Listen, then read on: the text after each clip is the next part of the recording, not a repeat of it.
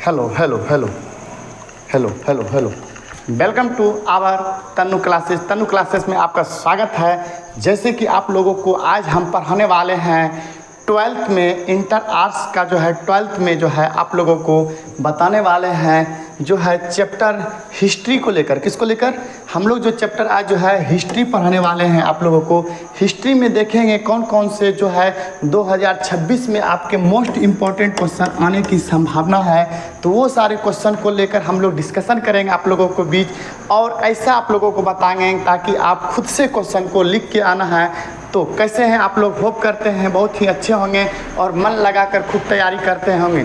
तो चलिए, ये वीडियो आप लोगों के लिए बहुत ही यूजफुल होने वाले हैं और आप लोगों के लिए बहुत ही बेहतरीन। तो हमारे साथ शुरू से लेकर लास्ट तक जुटे रहे और हमारा सेशन को भी शेयर कीजिए ताकि आप लोगों को बेहतरीन से बेहतरीन आप लोगों को क्या हो सके, हमको आपको हिस्ट्री का क्लास दे सके। तो चलिए हम लोग आज का स्टार्ट करते हैं सेशन। जो चैप्टर जो है आपका हिस्ट्री से, वो चैप्टर का नाम है सिंधु घाटी सभ्यता और उनके नगर के बारे में जानेंगे कि सिंधु घाटी सभ्यता आखिर है क्या, सिंधु घाटी सभ्यता था क्या, आखिर उसके बारे में हम लोग डिटेल से या उसके क्वेश्चन के माध्यम से देखने वाले हैं। इसके VVI क्वेश्चन क्या क्या चीज़ हो सकते हैं, तो वो सारे क्वेश्चन को आज हम लोग देखने वाले हैं। तो पहला हम लोग क्वेश्चन को स्टार्ट करते हैं और आप लोग ज़्यादा से ज़्यादा शेयर कीजिए और सेशन को आगे बढ़ाइए, लाइक कीजिए, सब्सक्राइब कीजिए और हमारे साथ जुड़े रहिए। तो ये पहला स्क्रीन पे क्वेश्चन है। क्वेश्चन कहते हैं मोहनजोदड़ो के विशाल स्नानागार के विषय में लिखें।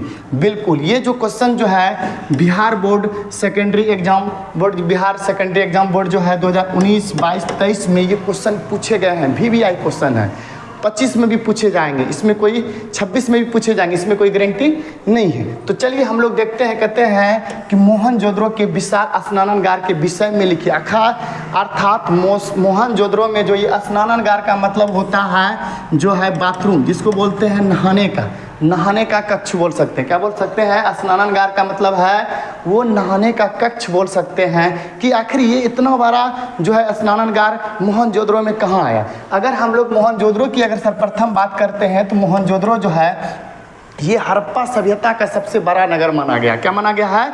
हड़प्पा सभ्यता का सबसे बड़ा नगर जो है ये मोहनजोदड़ो माना गया है। और मोहनजोदड़ो में ही सबसे विशाल जो है स्नानागार जो प्राप्त हुआ है, ये जो स्नानागार जो प्राप्त हुआ है वो मोहनजोदड़ो में ही हुआ है। ठीक, तो हम लोग देखते हैं कि मोहनजोदड़ो से क्या क्या चीज़ हम लोग जो स्नानागार के विषय में क्या क्या टिप्पणियाँ कर सकते हैं, क्या क्या इसके बारे में सोच सकते हैं, क्या इसके बारे में जानकारी ले सकते हैं। तो चलिए कहते हैं यहाँ से मोहनजोदड़ो के विशाल स्नानगिरी, मतलब ये नहाने का जो विशाल स्नानगिरी था, इसकी क्या की विशेषता थी, इसका क्या क्या उपलब्धि थी। तो कहते हैं सिंधु घाटी सभ्यता का सबसे ज़्यादा आकर्षक भवन शायद मोहनजोदड़ो का ही स्नानागार है। ठीक, अगर हम सिंधु घाटी सभ्यता की अगर हम लोग बात करेंगे तो सबसे ज़्यादा अगर कहेंगे कि ये मोहनजोदड़ो का सबसे बड़ा स्नानागार जो है वो सिंधु घाटी सभ्यता का आकर्षक मतलब कोई भी चीज़ देखने की चीज़, ये देखने की जिज्ञासा हो, जानने की जिज्ञासा, उसी को बोलते हैं आकर्षक। तो फिर कहते हैं इस भवन के बीच एक खुला चकोर तालाब रहता था जिसके चारों ओर छतों के दीवारों से गलियारों और छज्जे हैं। ठीक, कहने का अर्थ है ये है, मान लीजिए आपका मोहनजोदड़ो का ये है स्नानागार नहाने का। फिर इसके चारों ओर क्या थे? दीवार के छत थे। क्या थे? जिसके चारों ओर छतों के गलियारों और छज्जे निकले थे। इधर से भी ऐसे छज्जे निकले थे, इधर से भी ऐसे छज्जे निकले थे, और ये भी छत जो था इसे छज्जे निकले थे, और ये भी छत था इस तरह से छज्जे निकले थे।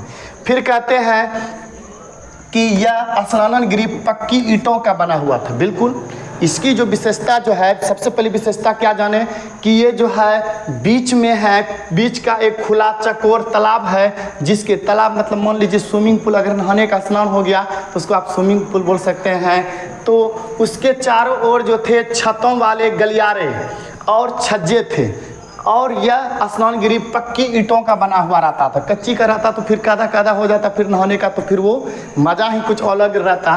तो ये इसमें क्या था? पक्की ईंटों के बने हुए थे और नालियों के साथ साथ जुड़ा हुआ था।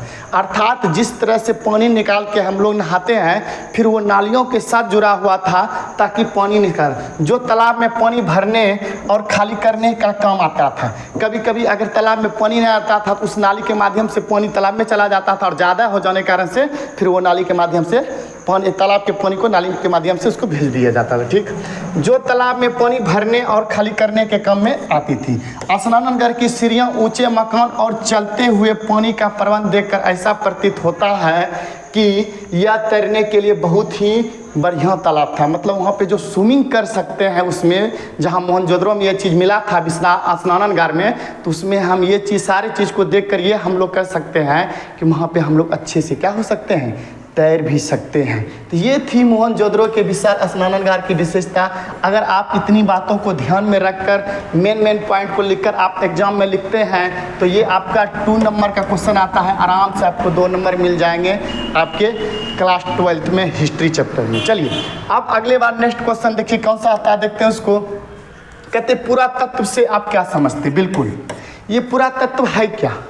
पुरातत्व जो है क्या? कहता पुरातत्व वो विज्ञान है, पुरातत्व वो विज्ञान है जिसके माध्यम से पृथ्वी के जो गर्भ में जो छुपा हुआ है वस्तु, पृथ्वी के अंदर में जो छुपा हुआ वस्तु, उसको जब हम लोग क्या करते हैं, उसको हम लोग क्या करते हैं तो खुदाई करते हैं। खुदाई करने के पश्चात अतीतों के बारे में पता चलता है कि उसका जो है खुदाई करने के बाद जब हमको कोई भी वहाँ से वस्तु प्राप्त होते हैं तो इससे ये पता, अतीतों का पता चलता है कि ये वस्तु जो है किस काल का है या किस राजा से संबंधित है या कौन से क्षेत्र से है। तो ये चीज़ अतीतों के बारे में हम लोगों को भौतिक जीवन को ज्ञान प्राप्त हो जाता है। किसी भी जाति को सभ्यता के इतिहास को जानने का पुरातत्व एक महत्वपूर्ण एवं विश्वसनीय स्रोत है। अगर हम किसी का अतीत और किसी के बारे में जानना चाहते हैं तो उसके लिए सबसे बढ़िया क्या है, पुरातत्व। ये पुरातत्व विभाग भारत में जो है पुरातत्व सर्वेक्षण विभाग जो है 1862 में आया था, सर कनिंघम के द्वारा इसका जो किया गया था। और फिर संपूर्ण हड़प्पा सभ्यता का ज्ञान पुरातत्व पर ही आधारित है। कहने का अर्थ है कि अगर हमको हड़प्पा सभ्यता का अगर जानकारी लेना है, किसी भी विशेष प्रकार को उसको समझना है, जानना है, तो सबसे एक अच्छा माध्यम है वो पुरातत्व है। और पुरातत्व वह विज्ञान है जिसके माध्यम से हम लोग पृथ्वी के गर्भ में जो भी वस्तुएं छिपी हुई है उसको हम लोग अच्छे से क्या कर सकते हैं, जान सकते हैं, समझ सकते हैं, बुझ सकते हैं इसके माध्यम से। और ये हमारा अतीतों के बारे में बताया जाता है। किसके बारे में? अतीतों के बारे में बताया जाता है। चलिए हम लोग नेक्स्ट क्वेश्चन की बात करते हैं। ये था हमारा पुरातत्व से क्या समझते हैं। क्लियर? ये भी देखिए 2015-19 आने वाला संभावना में भी पूछ सकते हैं क्योंकि ये बार बार क्वेश्चन पूछे गए हैं। ये जो क्वेश्चन जो है पुरातत्व से आप क्या समझते हैं, इसको बार बार पूछा गया। क्लियर? आगे चलते हैं हम लोग नेक्स्ट क्वेश्चन। कहते हैं हड़प्पा सभ्यता के 4 केंद्रों का नाम बताइए। बिल्कुल, हड़प्पा सभ्यता के 4 केंद्रों का नाम देखिए कौन कौन सा है। ऐसे तो बहुत सारा है, जैसे हड़प्पा में मोहनजोदड़ो हो गया, चूहंद्रो हो गया, कालीबंगा हो गया, लोथल भी ले सकते हैं और संगोल मतलब कि इत्यादि। लेकिन इसमें बोला है 4 ही केंद्रों में, इसमें एक लोथल भी ले सकते हैं। अगर हम लोग मोहनजोदड़ो की बात करेंगे, मोहनजोदड़ो की बात करेंगे, मोहनजोदड़ो जो है ये सिंधु नदी के किनारे बसा है। कौन सा नदी के किनारे? सिंधु नदी के किनारे बसा है, सिंधु नदी के किनारे।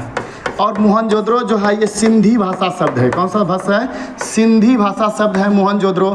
मोहनजोदड़ो का शाब्दिक अर्थ होता है, मोहनजोदड़ो का शाब्दिक अर्थ होता है कि मृतकों का टीला। किसका होता है? मृतकों का टीला। इसका शाब्दिक अर्थ होता है मृतकों का टीला। मोहनजोदड़ो का जो है खोज जो है ये 1921 ईस्वी में हुआ था। रखाल दास बनर्जी, जिसको आर.डी. बनर्जी भी कहते हैं, इसने इसकी खोज किया था। फिर मोहनजोदड़ो जो है ये कहाँ पे?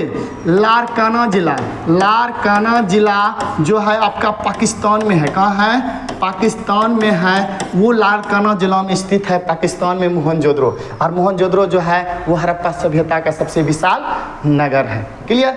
फिर चौहंद्रो की बात करेंगे, ये भी सिंधु नदी के किनारे बसा है। कालीबंगा की बात करेंगे, ये घग्गर नदी, घग्गर नदी, ये काली नदी बोल सकते हैं, घग्गर नदी के किनारे बसा है। कालीबंगा जो है आपका ये कहाँ है? राजस्थान में है। तो ये संगोल और पोंडो, एक हो जाता है लोथल। लोथल इसमें नहीं दिया है, लेकिन आप लोग लोथल लिख लीजिएगा। लोथल की जो खोज जो है 1931 ईस्वी में किया था, रंग थापर ऐसे कुछ करके विशेष नाम था। इसके बाद फिर ये लोथल जो है ये भोगवा नदी के किनारे बसा, किसका?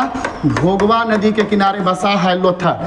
तो और लोथल कहेंगे प्रमुख हड़प्पा सभ्यता का जो प्रमुख बंदरगाह जो था वो लोथल ही था। तो लेकिन इसमें इतना नहीं बातें हमको बोलना था, बस थोड़ा सा डिटेल था तो हम आप लोगों को लिख कर दिए। बस सिर्फ कह रहा था कि हड़प्पा सभ्यता के 4 केंद्रों का सिर्फ नाम बताइए। तो वो नाम रख सकते हैं मोहनजोदड़ो एक नंबर में, दूसरा में चौहंद्रो, फिर आपका कालीबंगा, संगोल और पेंगपलोर। ये सारे 4 केंद्र थे हड़प्पा सभ्यता के केंद्रों का नाम। क्लियर? इसको अगर आप लोग करके आते हैं एग्जाम में तो आपको कोई मार्क्स नहीं काटेगा, आपको 100 में 2 मार्क्स मिलेंगे। चलिए आगे चलते हैं। आइए अब कहते हैं सिंधु घाटी सभ्यता में शवों का दाह संस्कार कितने प्रकार से होता है। जैसे हम लोग का दाह संस्कार होता है, जैसे मरने के बाद फिर उसको ले जाया जाता है घाट पे, फिर उसको क्रिया बड़ी अच्छे से वहाँ पे दाह संस्कार करके फिर वहाँ से उसका रीति रिवाज के माध्यम से 13 दिन 10 दिन के माध्यम से 10 क्रम फिर क्रिया श्राद्ध करके करते हैं। लेकिन ये तो हमारा है, लेकिन ये सिंधु घाटी सभ्यता में पूछ रहा है कि सिंधु घाटी सभ्यता जो है सब मतलब मृत आदमी, सब मतलब मृत आदमी, सब मतलब मृत आदमी, जो आदमी मर गया है उसके सब को दाह संस्कार के लिए क्या क्या चीज़ उस समय आदमी लोग करते थे वो सारे चीज़ को हम लोगों को जानना है। तो कहते हैं हड़प्पा वासियों ने विभिन्न प्रकार की दफन प्रणाली का उपयोग करते थे। विभिन्न प्रकार के दफन अभी भी हम लोगों में है, कभी इलेक्ट्रिक में डाल देते हैं तो कभी लकड़ी पे जलाया जाता है। जैसे और भी देखिए उसमें तो ये डिनोट नहीं किया है कि वहाँ हिंदू है या मुस्लिम है, लेकिन अगर हम लोग बात करते हैं तो हिंदू में क्या होता है उसको जलाया जाता है, लेकिन मुस्लिम में जो क्या होता है उसको दफनाया जाता है। तो सब तरह का होता है। ईसाई में भी उसी तरह से दफनाया जाता है उसको पैकेज में करके। तो वो कहते हैं हड़प्पा वासियों ने विभिन्न प्रकार की मदद प्रणाली का उपयोग किया, जैसे कि एक गड्ढे में विस्तारित दफन, माध्यमिक दफन, कलश दफन, दाह संस्कार दूसरों के बीच में है। मृतकों का सिर आमतौर पर उत्तर की ओर रखा जाता था। अभी भी रखते हैं, हम लोग भी रखते हैं। जब कोई आदमी मर जाते हैं तो बोलते हैं उसका सिर किस ओर होना चाहिए, तो उत्तर की ओर होना चाहिए। ये सारे चीज़ को लेकर हम लोग क्वेश्चन को जाने हैं। तो ये आपका वीडियो कैसा लगा हम लोग बात करेंगे, और आप लोग हमारे साथ जुड़े रहिए हमारे क्लास में। फिर हम लोग कुछ नए वीडियो लेकर आएंगे आप लोगों के लिए, क्लास 12 का अच्छे क्वेश्चनों को लेकर आएंगे जो आपको अच्छे से डील करवाएंगे। तो थैंक यू वेरी मच, मिलते हैं कल पुनः आपकी सेवा में। तब तक आप लोग तनु क्लास से जुड़े रहिए। धन्यवाद।